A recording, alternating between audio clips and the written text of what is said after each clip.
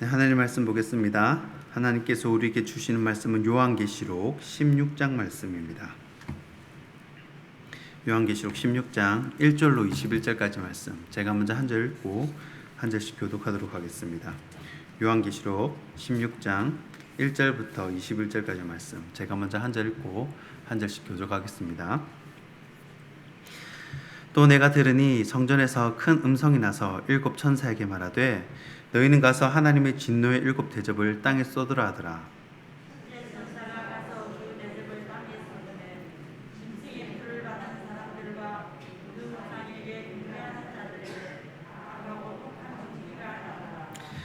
둘째 천사가 그 대접을 바다에 쏟음에 바다가 곧 죽은 자의 피같이 되니 바다 가운데 모든 생물이 죽더라.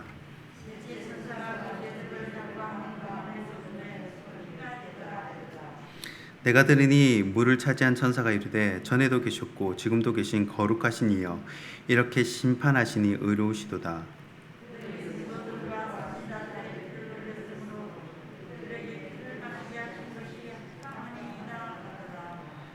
또 내가 들으니 제단이 말하기를 그러하다 주 하나님 곧 전능하신 이시여 심판하시는 것이 참되시고 의로우시도다 하더라.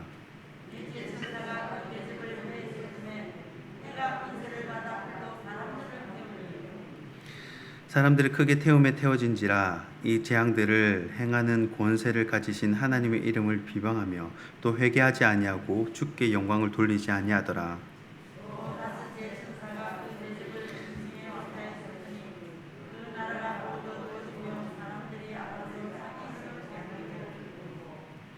아픈 것과 종교로 말미암아 하늘의 하나님을 비방하고 그들의 행위를 회개하지 아니하더라.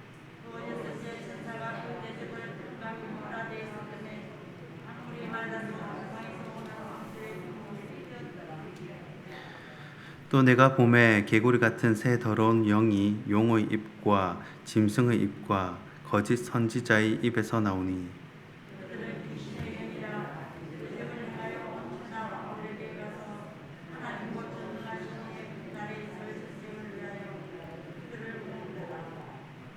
보라 내가 도둑같이 오리니 누구든지 깨어 자기 옷을 지켜 벌거벗고 다니지 아니하며 자기의 부끄러움을 보이지 아니한 자는 복이 있도다.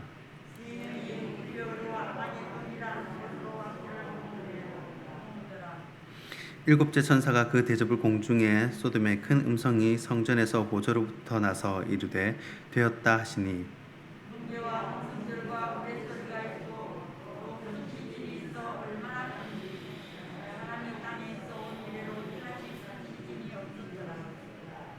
큰 성이 세 갈래로 갈라지고 만국의 성들도 무너지니 큰 성 바벨론이 하나님 앞에 기억하신 바 되어 그의 맹렬한 진노의 포도주 잔을 받음에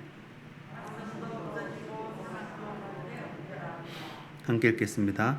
또 무게가 한 달란트나 되는 큰 우박이 하늘로부터 사람에게 내림에 사람들이 그 우박의 재앙 때문에 하나님을 비방하니 그 재앙이 심히 크미러라. 아멘. 하나님의 말씀입니다. 네, 오늘은 요한계시록 10번째 시간입니다. 진노의 일곱 대접이라는 제목으로 하나님 말씀 나누도록 하겠습니다. 우리가 지금까지 계시록을 쭉 살펴왔는데요. 한번 정리를 하면요. 1장은 이제 서론이고요.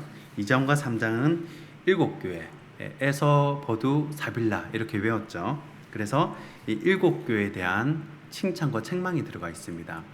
일곱 교회 지도를 한번 보니까요. 신기한 게 이제 항구에서 에베소 항구죠. 에베소는 이제 해안 도시니까요. 에베소에 딱 도착해서 에서 버두 사빌라 이렇게 싹 이게 기억자 싹 돌아가더라고요. 이게 뭔가 보니까 이게 그 당시에 우편 경로입니다. 배편이에요. 그래서 딱 이제 요한의 서신을 받아들고 에베소 항구에 딱 도착하면 첫 번째 거점 교회가 에베소 교회.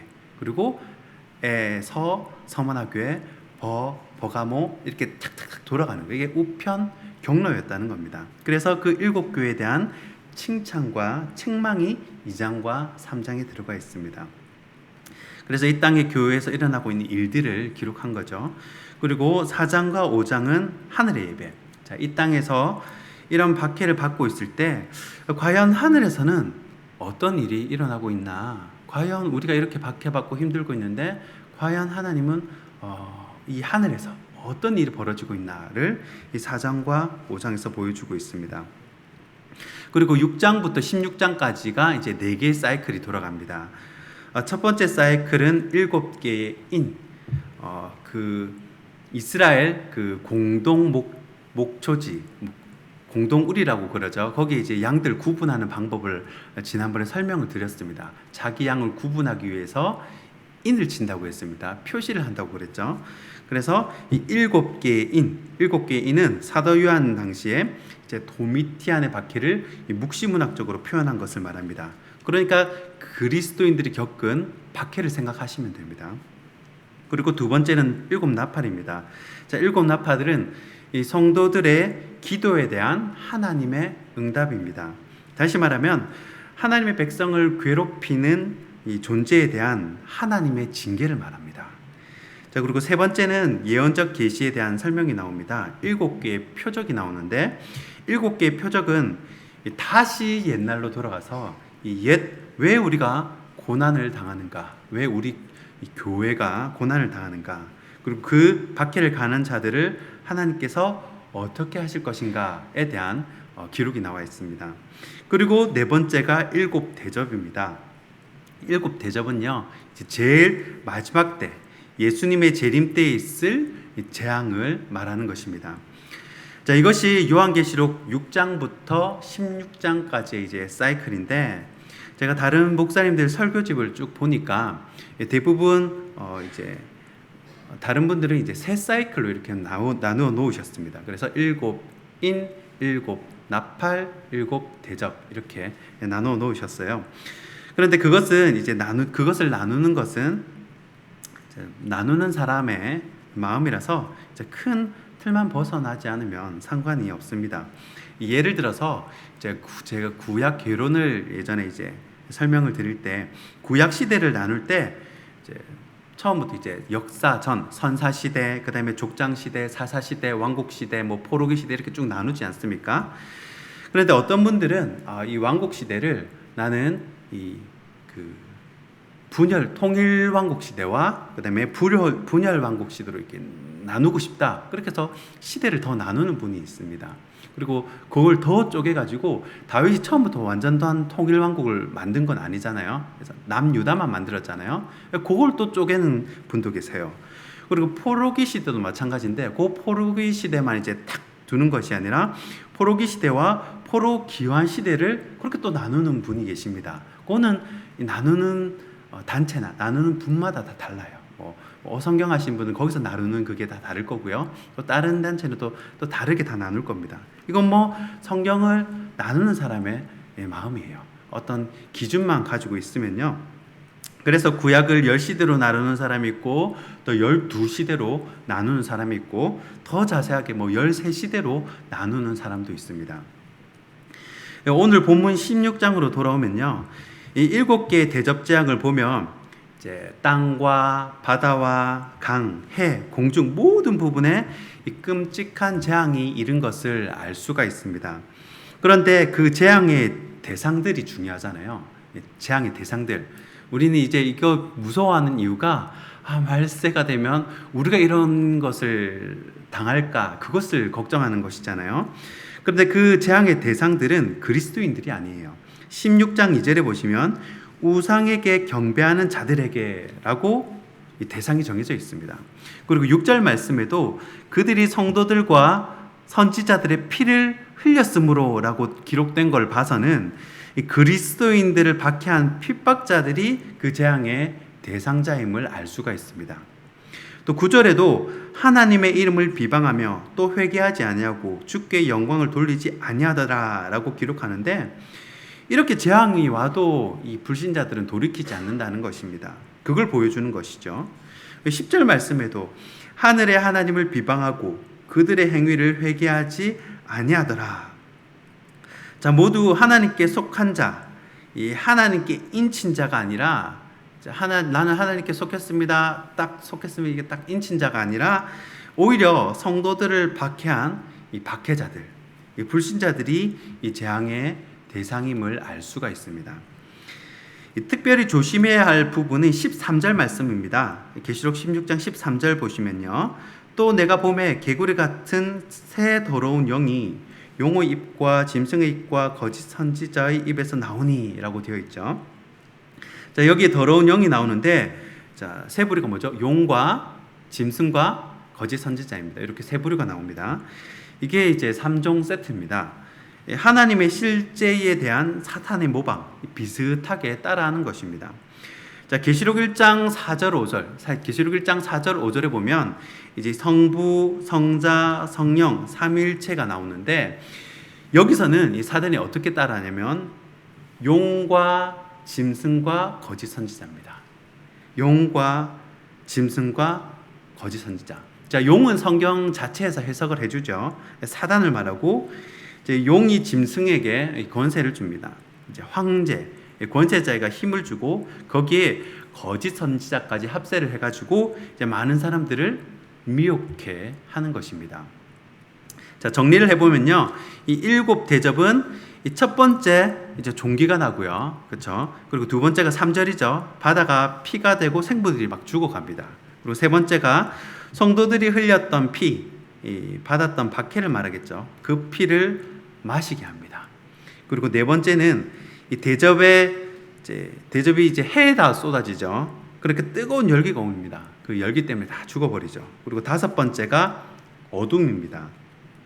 그리고 여섯 번째는 이 강이 마르고 이제 악한 영들이 싸우려고 이제 모입니다. 그리고 일곱 번째가 큰 성을 갈라놓는 지진이 일어나게 됩니다.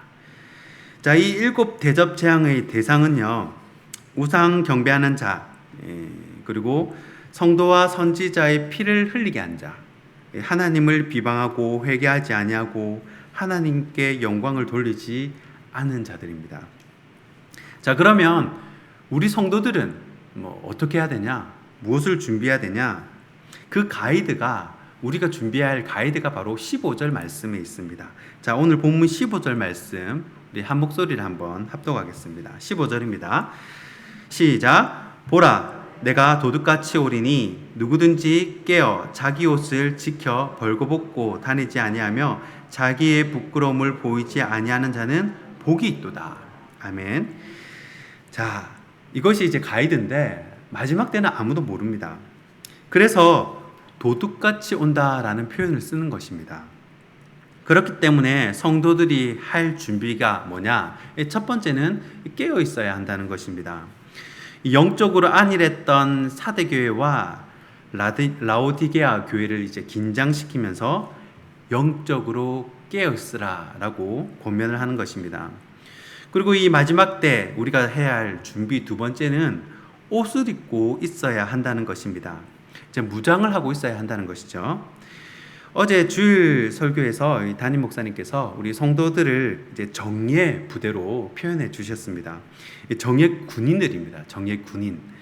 자, 군인들이 자고 있으면 싸우지를 못합니다. 그렇기 때문에 깨어 있어야 돼요. 깨어 있어야 됩니다. 또 하나, 옷을 입고 무장을 해 있어야 합니다. 무장 해제하고 옷을 벗고 있다가 이 수치를 당할 수 있기 때문입니다.